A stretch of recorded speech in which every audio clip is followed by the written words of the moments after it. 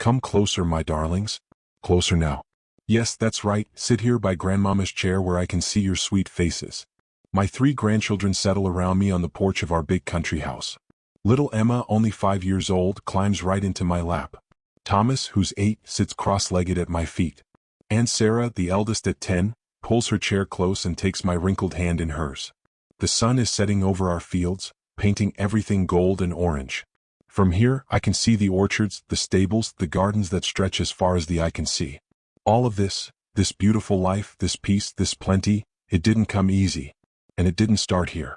Grandmama, Emma says, touching my face with her tiny fingers, tell us a story. Tell us about when you were little like me. I smile and stroke her soft hair. She has no idea how different my childhood was from hers. She's never known hunger or fear.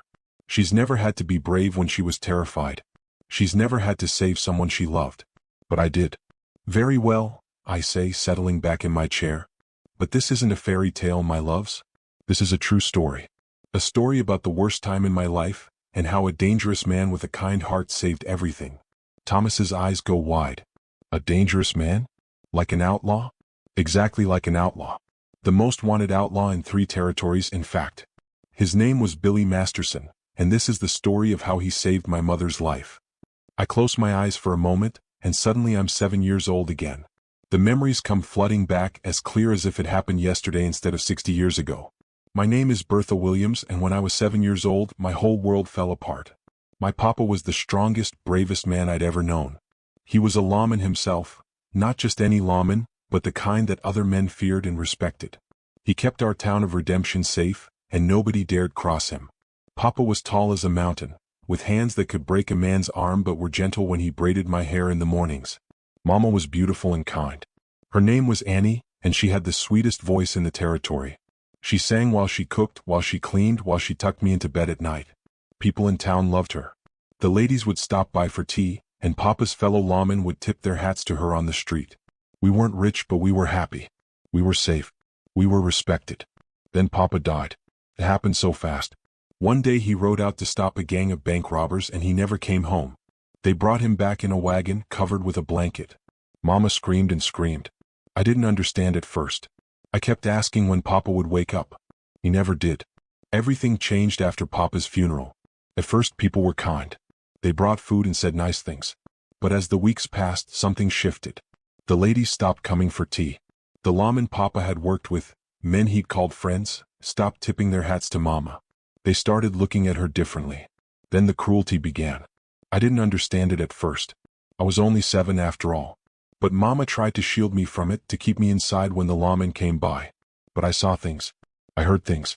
Sheriff Clayton, who used to smile at us, now sneered when he saw Mama on the street. Well, if it ain't the widow Williams.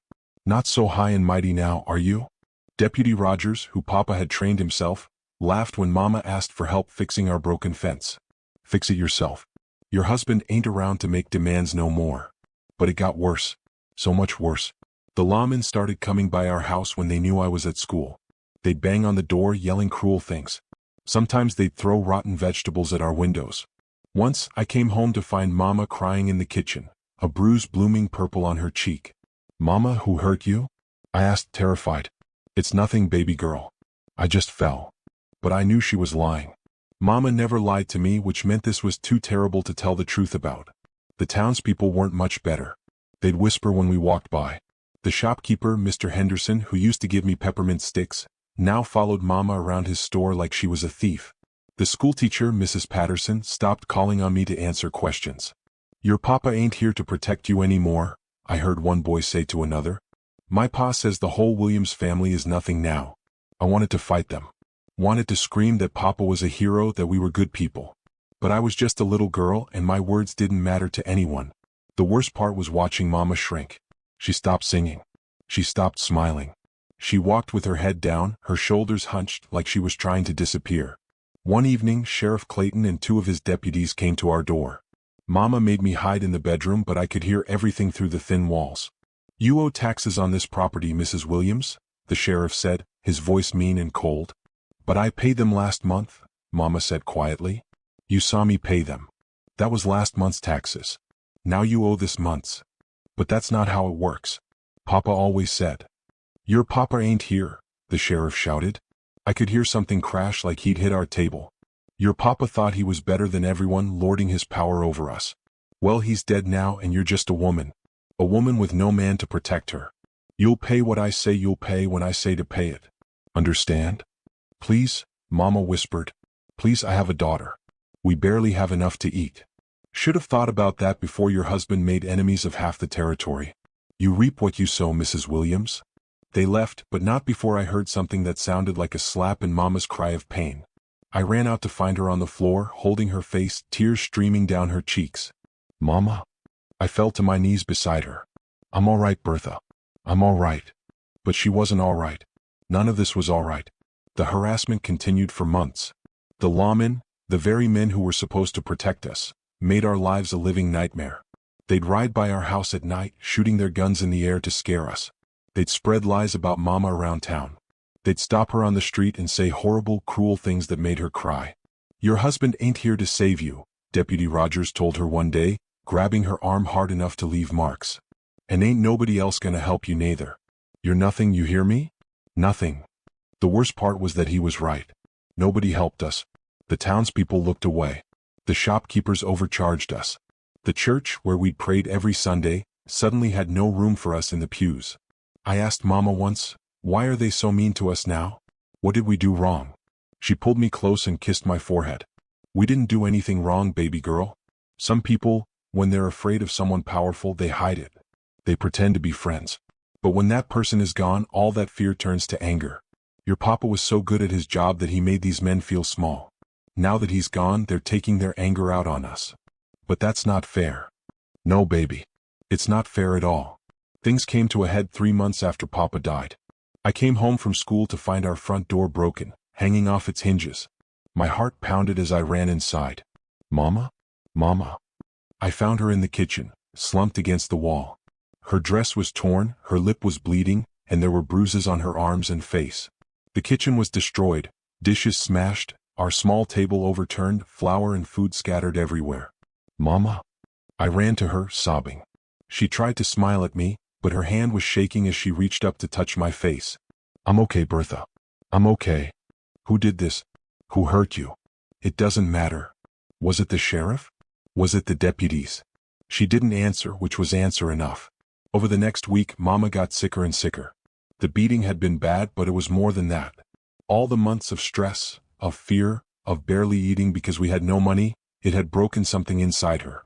She developed a fever that wouldn't go away. She couldn't get out of bed. She'd shake with chills one moment and burn with heat the next. "Mama, I'm going to get the doctor," I said, trying to sound brave. "No, baby. We don't have money for a doctor. But you're so sick." "I'll be fine. I just need rest." But she wasn't fine. She got worse every day. I did everything I could, brought her water, made thin soup from our last vegetables, put cool cloths on her forehead. But nothing helped. One night she was so sick she didn't even know who I was. "James?" she whispered, reaching for me with a shaking hand. "James, is that you?" James was Papa's name. "No, Mama. It's me. It's Bertha." "Where's James? I need James. Please, where is he?" I cried myself to sleep that night, holding Mama's hot hand. I knew she was dying. I knew I was going to lose her just like I lost Papa. And there was nothing I could do about it. Or was there? The next morning I made a decision. If the townspeople wouldn't help us, if the lawmen who were supposed to protect us were the ones hurting us, then I'd find help somewhere else. I'd heard the men at the general store talking the day before. A gang of outlaws had ridden through the territory heading north. They were wanted men, dangerous criminals. The leader was Billy Masterson, the most notorious outlaw in 3 territories. Everyone was terrified of Billy Masterson. They said he'd robbed more banks than anyone could count, that he'd killed men in gunfights, that he was ruthless and cruel and had no mercy. But I thought about what Mama had said, about how the lawmen had pretended to be good but were actually cruel. Maybe, I thought, outlaws pretended to be cruel but were actually good. It was stupid thinking. I know that now. But I was 7 years old, desperate and out of options. I found Papa's old map in his desk. The shopkeepers had been talking about the direction the outlaws had ridden. I could track them. Papa had taught me how to follow trails, how to read signs in the dirt and brush. That night, after Mama fell into a fitful sleep, I packed a small cloth bundle, a piece of bread, Papa's map, and the $5 in gold coins that Mama kept hidden under a floorboard for emergencies. It was every cent we had left in the world. I kissed Mama's burning forehead. "I'm going to save you," I whispered. "I promise." Then I slipped out into the night. I walked for hours in the darkness, following the road north. Every sound made me jump, the hoot of an owl, the rustle of wind in the brush. I was terrified. But I kept thinking of Mama, sick and alone, and I kept walking. As the sun rose, I found tracks, lots of them. Horse tracks, all heading the same direction. I followed them off the road into the rough country. I walked all day. My feet hurt. I was thirsty and hungry. The sun beat down on me and I had to rest in whatever shade I could find. But I kept following those tracks. As evening approached, I smelled smoke. Campfire smoke. My heart pounded as I crept closer. Through the brush, I could see them. 6 or 7 men around a fire, their horses tied nearby. They wore dusty trail clothes, gun belts heavy with weapons. These were hard men, dangerous men. I was about to lose my nerve and run when I heard laughing. Not mean laughing, but the kind of laugh Papa used to make when his friends told jokes. One of the men was playing a harmonica. Another was cooking something that smelled wonderful. They seemed normal, almost friendly. Before I could talk myself out of it, I stood up and walked toward their camp. "Hello," I called out, my voice shaking. Every gun was drawn in an instant. 7 men pointing 7 guns at a 7-year-old girl. "Don't shoot," I squeaked, throwing my hands up. "Hold," a voice commanded. "Hold your fire." A man stood up from the far side of the fire. He was tall and lean, with dark hair and a neatly trimmed beard. His eyes were sharp and intelligent, and he wore 2 guns on his hips. Even I could tell he was the leader. He walked toward me slowly, his hand on his gun but not drawing it. "Well, I'll be," he said quietly. "It's a child. What in the world is a little girl doing out here in the middle of nowhere?" I started to answer, but suddenly everything I'd been holding in for months came pouring out. I burst into tears, sobbing so hard I could barely breathe. The man crouched down in front of me, concern crossing his face. "Hey now. Hey, it's all right. Nobody's going to hurt you." He looked back at his men. "Put those guns away. Can't you see she's terrified?" The guns disappeared back into holsters. The man pulled a handkerchief from his pocket and handed it to me. "Here, dry those tears. What's your name?" "Be Bertha," I managed between sobs. "Bertha Williams." "Bertha Williams. That's a strong name." "I'm Billy Masterson. And you've got nothing to fear from me or my men. But you need to tell me, where are your parents? Why are you out here alone?" I looked up at him through my tears. His eyes were kind, not scary at all. "Are you really Billy Masterson? The outlaw?" "I am. Does that scare you?" "No," I said honestly. "The lawmen in my town scare me more than you do." Something dark crossed his face. "The lawmen scare you? Why?" And then I told him everything. About Papa dying. About how the lawmen turned on us. About the harassment, the cruelty, the beating. About Mama lying in bed right now, sick and dying, and how the doctor wouldn't come without money we didn't have. By the time I finished, I was crying again. I reached into my pocket and pulled out the $5 gold. "Please," I said, holding them out to him with shaking hands. "This is all the money we have in the whole world. But if you help my Mama, if you make the lawmen stop hurting us, I'll give you everything. Please. I don't know what else to do. Everyone in town hates us and Mama's dying and I'm all alone." Billy Masterson stared at those coins in my small hands. Then he looked at my face, dirty, tear-streaked, desperate. He was quiet for a long moment. Then I saw something I never expected. A single tear rolled down his cheek.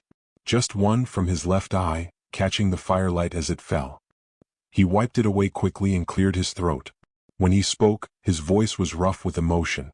"Bertha Williams, you are the bravest little girl I have ever met. You tracked a gang of outlaws through the wilderness alone to save your Mama. That takes more courage than most grown men have." He gently closed my hands around the coins. "But I don't want your money. I'm going to help you because it's the right thing to do." "Really?"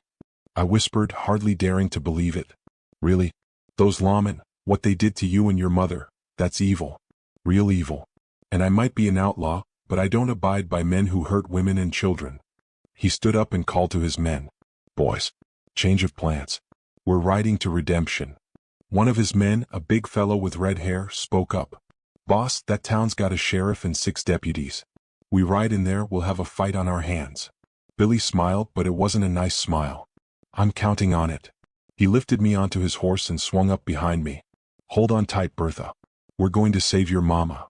We rode through the night, and for the first time in months I felt hope. When we reached the outskirts of redemption just before dawn, Billy didn't ride straight into town. Instead, he took me home first. Wait here, he told his men. Then he followed me inside. Mama was worse. She was barely conscious, her breathing shallow and labored. Mama, I whispered, taking her hand. Mama, I brought help. Billy knelt beside the bed and felt her forehead. His jaw tightened. She needs a doctor immediately. This fever could kill her. He turned to me. Where's the doctor's office? Main Street. But he won't come without. He'll come. Billy's voice was hard as steel. He scooped Mama up in his arms like she weighed nothing and carried her outside to his horse.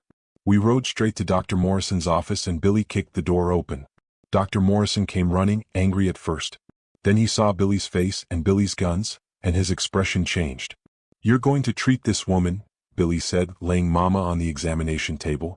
You're going to give her the best care you've got. And you're not going to charge a single penny. Understand? Yes. Yes, of course. Billy turned to me. Stay with your mama. I have some business to attend to in town. What are you going to do? I'm going to have a conversation with Sheriff Clayton and his deputies. A very pointed conversation. He walked out, and I heard his men mount up and ride toward the center of town. Dr. Morrison worked on Mama for over an hour. He cleaned her wounds, gave her medicine, set up in 4 to get fluids in her. Slowly her breathing eased. The terrible heat faded from her skin. She'll live, he finally said. Another day and we'd have lost her. That little girl saved her mother's life by getting help when she did. Through the window I could hear shouting from the main street. Gunshots. More shouting. Then silence. Billy came back an hour later. There was blood on his knuckles but a satisfied look on his face. What happened? I asked. Let's just say Sheriff Clayton and his deputies won't be bothering your mama anymore. In fact, they won't be bothering anyone anymore. Did you kill them? No. But I put the fear of God in them. And I sent a telegram to some friends I have, important friends in the territorial government. Turns out I know some people who have power over lawmen like Clayton. By tomorrow, there'll be federal marshals here to investigate the sheriff and his men. When they hear what was done to you and your mama, those men will be lucky if they only lose their jobs. I couldn't speak. I just threw my arms around him and hugged him tight. He patted my back awkwardly. You're a good daughter, Bertha Williams. Your papa would be proud of you.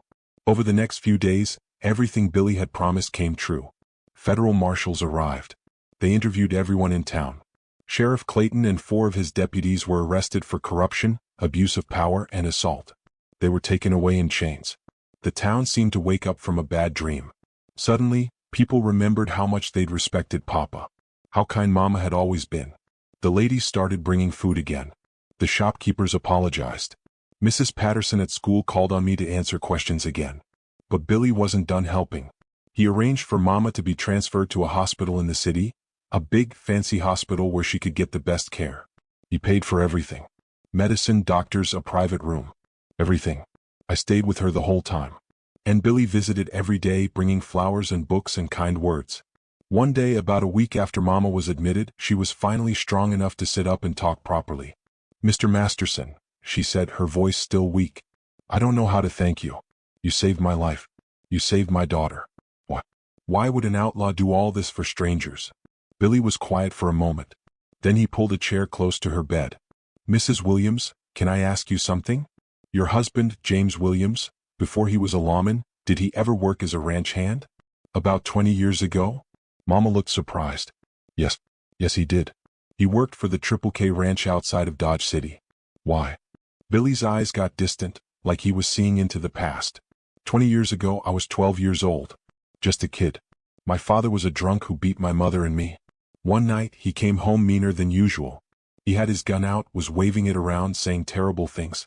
I tried to stop him, and he turned that gun on me. Mama gasped. He would have killed me, Billy continued. But a ranch hand heard the commotion and broke down our door.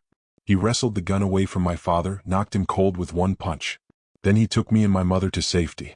He gave us money to start over in a new town. He saved our lives.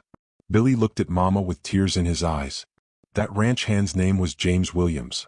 Your husband saved my life when I was a boy, Mrs. Williams, and I never forgot it. I never got the chance to thank him. So when your daughter showed up at my camp, Desperate and brave and so much like James in her courage, I knew what I had to do. I had to repay the debt I owed her father. Mama started crying. I started crying. Billy wiped his eyes roughly. James was a good man, Billy said. One of the best I ever knew. He showed me that there was such a thing as decency in this world. I became an outlaw, yes, made choices I'm not proud of. But I've tried to live by the code he taught me that night. Protect those who can't protect themselves. Stand up to bullies. Do the right thing even when it's hard. He would have been honored to know he made such a difference, Mama whispered. And he would have been grateful that you helped his family. After that day, Billy visited even more often. He and Mama would talk for hours. About Papa, about the old days, about life and choices and second chances. Mama got better. Strong enough to leave the hospital. But Billy had another surprise. I've been doing some thinking, he told us. I have money, a lot of it saved up from my outlaw days. I'm getting older, thinking about retiring from this life. And I'd like to make sure James's family is taken care of. He'd bought us a house, not in Redemption but in a nice town 2 territories over. A beautiful house with a big yard and fruit trees. He'd set up a bank account in Mama's name with enough money to live comfortably for years. You don't have to do this, Mama protested. Yes, I do. James gave me and my mother a second chance at life. Let me give you and Bertha the same. We moved to our new house and it was like stepping into a dream. No one knew us there. No one knew about the shame and suffering we'd endured. We could start fresh. Billy visited us sometimes over the years. He eventually did retire from the outlaw life, settled down, even got married. But he always remembered us, always checked in. Mama lived another 40 years, long enough to see me grow up, get married, have children of my own. She was there when my first baby was born and she wept with joy. We almost lost everything, she told me that day. But because of your courage and Billy's kindness, we got to have this. We got to have life and love and happiness. And that, I say to my grandchildren, is how Billy Masterson, the most feared outlaw in 3 territories, became the greatest hero I ever knew. Emma is asleep in my lap, but Thomas and Sarah are staring at me with wide eyes. That really happened? Thomas asks. All of it. Every word. What happened to Mr. Masterson? Sarah asks. Is he still alive? No, sweetheart. He passed on about 10 years ago. But I went to his funeral, said my goodbyes, told him one last time that he saved my life. I look out at the beautiful estate around us, the orchards and fields and gardens. After Mama passed, I used the money Billy had given us wisely. Invested it, grew it, built this legacy for my children and their children. All of it started with $5 gold and the kindness of an outlaw with a good heart. Remember this story, I tell my grandchildren. Remember that courage isn't about being big or strong. It's about doing what's right even when you're terrified. And remember that good people can be found in unexpected places, while evil can hide behind badges and respectability. We'll remember, Grandmama, Sarah promises. The sun has set now, and stars are appearing in the darkening sky. I hold my sleeping granddaughter close and feel the warm hands of the others holding mine. Life gave me losses and hardship. But it also gave me courage when I needed it, help when I had nowhere else to turn, and enough years to see that sometimes the story has a happy ending after all. My name is Bertha Williams Thornton, I'm 67 years old, and I'm living proof that one small act of bravery can change everything. That's the story I wanted my grandchildren to know. That's the story I needed to tell.